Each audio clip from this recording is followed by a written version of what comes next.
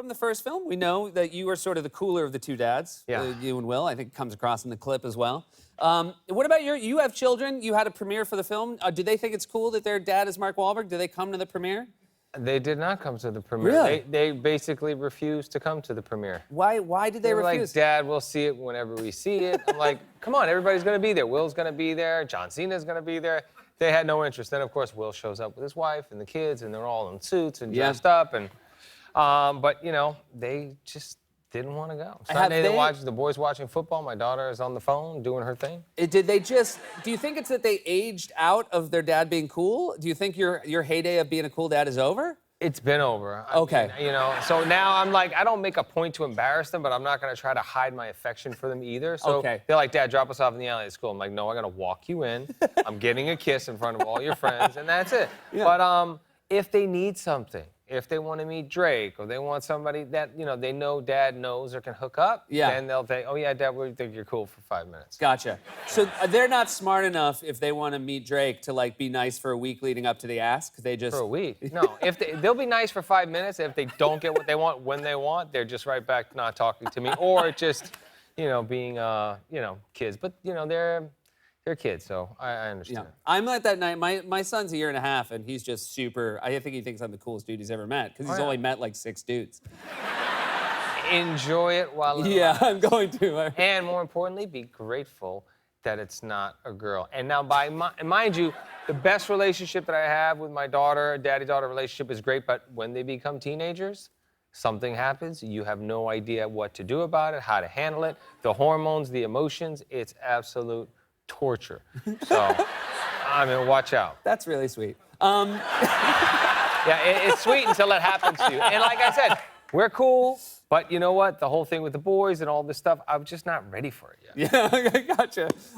So I want to ask about this because Will was here yesterday, and I didn't have a chance to ask him about it, but your assistant, did your assistant get a part in the film in the end? He got a part in the end, but he got cut. Oh, he got cut? Yeah, and he only auditioned for like one word. Okay. Really, he's yelling one word in the audience of the improv club, but we made him audition to Tim Hutton's most emotional scenes in Ordinary People. So wait. And he spent weeks and weeks and weeks studying these scenes, learning the lines, like he emoted in front of me and Will and Chris Henchy for like... So you made him audition, and he didn't have to audition, he auditioned for you and Will and Chris Henchy, who was the producer. We are the producers of the film.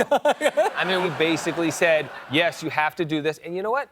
He did a good job, but then he did a good job in the audition, but maybe didn't do a good job in the actual scene. Yeah, so the scene got cut. You know, what can I do? But I told Tim Hutton and I worked on a movie after that, and I told him, and Tim really wanted to see the footage. Oh, really? Did you he show? Was like, I didn't get it in time, and I don't think he would have. I think at first he thought we were paying homage, but then I think I realized that he might not have liked it after he saw it. Wasn't we were using quite up to Tim's standards. Right, exactly. Won an Oscar for that part. He did win an Oscar for that part. Yeah. I forgot that. Now, I also heard that John Lithgow plays Will's father, and they have a fight scene, and you encourage them not just to go for it when you were shooting it, but to like actually physically go for it in rehearsal.